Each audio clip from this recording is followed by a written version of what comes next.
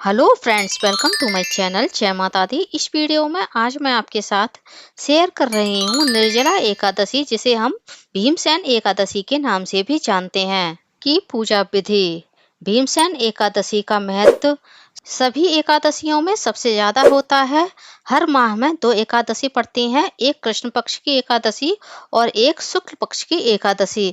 साल में कुल 24 एकादशी पड़ती हैं। ज्येष्ठ मास में पड़ने वाली भीमसेन एकादशी का सभी एकादशियों में सबसे ज्यादा महत्व होता है। जिस साल अधिक मास पड़ता है उस साल 26 एकादशी पड़ती हैं।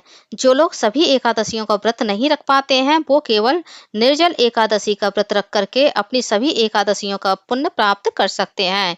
एकादशी वाले दिन हमें स्नान करने के बाद शुद्ध पवित्र वस्त्र पहनकर सबसे पहले विष्णु भगवान और अपने कान्हा जी को गंगा जल से, पंचामृत से या फिर दूध से स्नान कराना चाहिए, जैसी भी आपके पास सुविधा हो। मैंने अपने कान्हा जी को गंगा जल से स्नान कराया है। यदि आपके पास विष्णु भगवान की मूर्ति या फोटो ना हो तो आप अपने कान्हा जी को स्नान कराकर पूजा में विराजित कर सकते हैं, क्योंकि हमारे कान्हा जी ही विष्णु भगवान का रूप हैं। भगवान को स्नान कराने के बाद हमें इस दिन भगवान की चौकी अवश्य लगानी चाहिए। चौकी पर आपको पीला वस्त्र बिछाना है और उसके बाद भगवान को फूलों का आसन दे करके भगवान की फोटो या मूर्ति को हम विराजित कर देंगे। अब हम फूलों का और सफेद तिल का आसन देकर भगवान गणेश की स्थापना करेंगे। उसके बाद हम थोड़े से तिल और फूल का आसन दे करके चौकी पर अपने कान्हा जी को विराजित कर लेंगे। एकादशी वाले दिन हमें पूजा में अक्षत का प्रयोग नहीं करना चाहिए। यदि आपके पास श्रीमद् भगवत गीता हो तो इस दिन आप पूजा में उसका भी पूजन अवश्य रूप से करें, क्योंकि हमारे धर्म शास्त्रों के अनुसार श्रीमद् भगवत गीता में स्वयं विष्णु भगवान निवास करते हैं। अब हम कलश स्थापना के लिए एक कलश ले लेंगे। ये कलश आप मिट्टी का, तांबे का या फिर पीतल का ले लेंगे, जिसमें हम कंठ तक जल भर देंगे। कलश में हम डालेंगे थोड़ा सा गंगा जल और कलश के कंठ पर हम मौली बांध देंगे।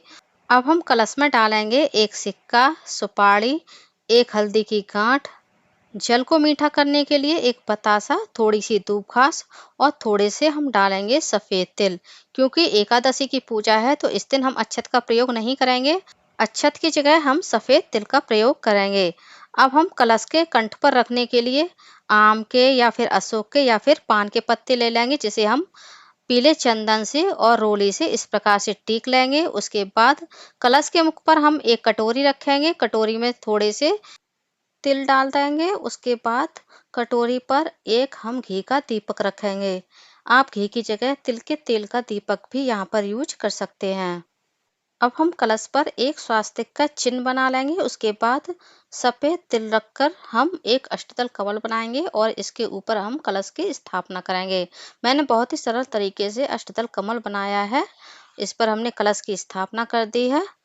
एकादशी वाले दिन आपको विष्णु भगवान के साथ साथ माता लक्ष्मी की भी अवश्य पूजा करनी चाहिए। तो माता लक्ष्मी को भी हमने तिलों का आसन दे करके चौकी पर भगवान के साथ विराजित कर दिया है।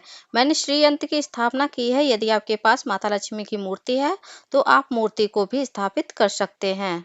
अब पूजा आरंभ करने से पहले जो हमने कलश पर दीपक रखा है, इस दीपक को हम प्रज्वलित कर लेंगे, क्योंकि कोई भी पूजा जब हम आरंभ करते हैं तो सबसे पहले हम अग्निदेव का आवाहन करते हैं और अग्निदेव ही हमारी पूजा के साक्षी होते हैं। अब हम सभी भगवान का शुद्धिकरण कर लेंगे। उसके बाद भगवान गणेश का सबसे पहले हम पूजन करेंगे। पीले चंदन से सफेद तिल चढ़ाएंगे। उसके बाद एक हल्दी, एक सुपारी भगवान गणेश को अर्पित करेंगे। दूब घास अर्पित करेंगे, पुष्प चढ़ाएंगे। उसके बाद दक्षिणा स्वरूप कुछ पैसे हम भगवान गणेश को अर्पित करेंगे। जनेऊ पहनाएंगे, वस्त्र रूपी मौली अर्पित कराएंगे और भगवान को हम इत्र लगाएंगे। इस प्रकार से हम भगवान गणेश की पूजा कर देंगे। भगवान गणेश विघ्नहर्ता माने जाते हैं और हमारे कार्यों के सभी विघ्नों को हर लेते हैं। उसके बाद हम अपने कान्हा जी को पीले चंदन से तिलक करेंगे, तिल चढ़ाएंगे और उसके बाद पुष्प चढ़ाएंगे, वस्त्र रूपी मौली अर्पित करेंगे और भगवान को हम तुलसी दल अवश्य से अर्पित करेंगे। इस दिन भगवान विष्णु को और कान्हा जी को तुलसी का भोग अवश्य लगाना चाहिए, क्योंकि कान्हा जी और विष्णु भगवान को तुलसी अत्यधिक प्रिय होती है। बिना तुलसी के भगवान हमारी पूजा स्वीकार नहीं करते हैं। अब हम विष्णु भगवान का पीले चंदन से पूजन कर देंगे। भगवान ने जो अस्त्र शस्त्र पकड़े हैं उनका भी हम पूजन कर देंगे, क्योंकि भगवान इन्हीं अस्त्र शस्त्र के द्वारा हमारी और इस सृष्टि की हर विघ्न विपत्ति और संकट से रक्षा करते हैं। अब हम माता लक्ष्मी को कुमकुम से तिलक कराएंगे, सफेद तिल चढ़ाएंगे। माता लक्ष्मी को लाल और सफेद पुष्प दोनों ही प्रिय होते हैं। जो लोग एकादशी का व्रत रखते हैं उन्हें ना झूठ बोलना चाहिए, ना भोग विलास करना चाहिए। अच्छी से अच्छी बातें सुनना चाहिए, भगवान का स्मरण करते रहना चाहिए। एकादशी का व्रत करने से हमारे सभी प्रकार के पाप नष्ट हो जाते हैं और मोक्ष के साथ साथ हमें वैकुंठ धाम की भी प्राप्ति होती है। तो हमने विष्णु भगवान का विधिवत पूजन कर दिया है। भगवान को हमने फूल माला और वस्त्र रूपी मौली भी अर्पित कर दी है। यदि आपके पास पीला वस्त्र है तो आप भगवान को पीला वस्त्र भी अर्पित कर सकते हैं, नहीं है तो आप इस तरह से वस्त्र रूपी मौली भी भगवान को अर्पित कर सकते हैं। अब हम विष्णु भगवान को जनेऊ अर्पित करेंगे और अपनी श्रद्धा अनुसार कुछ दक्षिणा भी हम भगवान को अर्पित कर देंगे। इस दिन आपको अन्न का भोग भगवान को नहीं लगाना है, आप पंचमेवा का भोग भगवान को लगा सकते हैं। इस दिन आपको दूध से बनी मिठाई का ही भोग भगवान को लगाना है। उसके साथ ही जो मौसमी फल होते हैं खरबूजा और आम, उसका भोग इस दिन आपको भगवान को अवश्य लगाना चाहिए। ज्येष्ठ मास के निर्जला एकादशी के दिन आम और खरबूजा दान करने का विशेष महत्व माना जाता है। गणेश भगवान को हम अलग से भोग लगाएंगे, क्योंकि भगवान गणेश को जो भोग लगाया जाता है उसमें तुलसी दल नहीं डाला जाता है। और एकादशी को जो भगवान को भोग लगाया जाता है विष्णु भगवान को, उसमें तुलसी दल अवश्य से डाला जाता है, क्योंकि तुलसी दल के बिना भगवान हमारी पूजा और भोग स्वीकार नहीं करते हैं। एकादशी का व्रत दशमी से ही आरंभ हो जाता है। दशमी के दिन आपको अन्न और चावल ग्रहण नहीं करने चाहिए। उस दिन आपको सात्विक भोजन करना चाहिए। निर्जला एकादशी पर निर्जल और निराहार रहकर ही व्रत किया जाता है।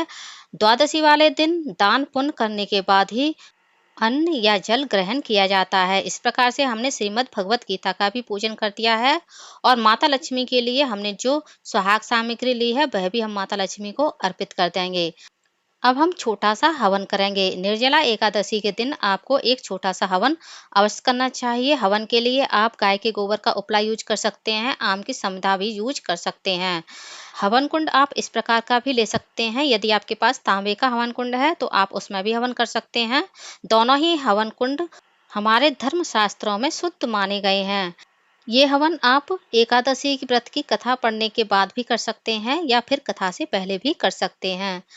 हवन कुंड में आपको विष्णु भगवान के मंत्र ओम नमो भगवते वासुदेवाय के नाम से 108 आहुतियां देनी चाहिए। माता लक्ष्मी के नाम से आहुतियां देनी चाहिए। गौरी गणेश के नाम से आहुतियां देनी चाहिए। उसके बाद आप अपने कुल देवता कुल देवी के नाम से भी आहुतियां दे सकते हैं। अब हम हाथ में सफेद तिल और पुष्प लेकर के निर्जला एकादशी व्रत की कथा पढ़ेंगे। यदि आप किसी कारणवश यह कथा पढ़ नहीं पा रहे हैं तो आप इस कथा को सुन भी सकते हैं। जब हमारी कथा संपूर्ण हो जाएगी, जो हमने हाथ में पुष्प और तिल लिए हैं इसे हम भगवान के चरणों में अर्पित कर देंगे। एक और हम घी का दीपक जलाएंगे, इसमें थोड़ा सा कपूर डालेंगे और भगवान की हम आरती करेंगे। सबसे पहले हम भगवान गणेश की आरती करेंगे, उसके बाद विष्णु भगवान की आरती करेंगे, कान्हा जी की आरती करेंगे और अपनी माता लक्ष्मी जी की आरती करेंगे। उसके बाद जो हमने हवन किया है उसको भी हम धूप और दीप दिखा देंगे।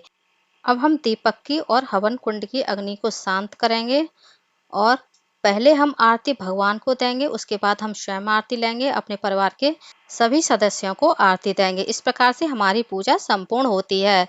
इस दिन आपको क्या और कैसे दान करना है वह भी मैं आपको इस वीडियो में बता देती हूँ। सबसे पहले हम एक मिट्टी का पात्र लेंगे, उसमें हम शुद्ध जल भर देंगे। यदि आपके पास मिट्टी का पात्र ना हो तो आप तांबे का, पीतल का या फिर स्टील का भी कोई बर्तन ले सकते हैं। लोटा या फिर गिलास भी ले सकते हैं और उस बर्तन में आपको इस तरह से शुद्ध जल भरना है। भीमसेन एकादशी के दिन जल दान करने का विशेष महत्व माना जाता है। यदि आप पूरे साल दान नहीं करते हैं तो इस दिन आपको जल का अवश्य से दान करना चाहिए। उसके बाद कलश को हम किसी कटोरी से या फिर इस प्रकार के मिट्टी के बर्तन से हम ढांक देंगे ताकि हमारा जल गंदा ना हो। उसके बाद अपनी सामर्थ्य के अनुसार आप शक्कर ले लें। ये शक्कर आप अधिक से अधिक कितने भी ले सकते हैं, वरना कम से कम आपको इतनी लेनी चाहिए जितना जल आपने दान किया है वह जल अच्छे प्रकार से मीठा हो जाए। उसके बाद इस दिन खजूर के पंखे का दान करने का विशेष महत्व होता है, क्योंकि गर्मी का मौसम होता है। यदि आपको खजूर का पंखा ना मिले तो आपको जो भी पंखा मिल जाए आप इस दिन अवश्य से दान करें। फलों में आप मौसमी फल आम और खरबूजा, तरबूजा, ककड़ी, केला ले लें। उसके बाद अपनी श्रद्धा अनुसार कुछ दक्षिणा भी आपको इस पर अवश्य से रखनी चाहिए। अब हम दान की हुई सारी वस्तुओं के चारों ओर इस प्रकार से जल फेर देते हैं। इस प्रकार से हमारा दान हो जाता है, जिसे हम मिनचना बोलते हैं। उसके बाद दान की हुई वस्तुओं का हमें चरण स्पर्श करके प्रणाम करना चाहिए। निर्जला एकादशी के दिन अधिक से अधिक आप कुछ भी दान कर सकते हैं, वरना कम से कम आपको इतना तो दान अवश्य करना चाहिए। तो फ्रेंड्स, निर्जला एकादशी की मेरी यह छोटी सी पूजा विधि आप लोगों को कैसी लगी कमेंट्स करके ज़रूर बताइएगा। और यदि आप मेरे चैनल पूनम की आस्था पर पहली बार आए हैं तो प्लीज़ चैनल को सब्सक्राइब कर लीजिए। वीडियो को ज़्यादा से ज़्यादा लाइक कीजिए, शेयर कीजिए, साथ ही बेल आइकन को प्रेस कर दीजिए ताकि हमारी आने वाली सारी लेटेस्ट वीडियो की नोटिफिकेशन आप लोगों को टाइम से मिल सके। कमेंट बॉक्स में श्रीमन नारायण ओम नमो भगवते वासुदेवाय अवश्य लिखिएगा। धन्यवाद फ्रेंड्स। ओम नमो भगवते वासुदेवाय नमः।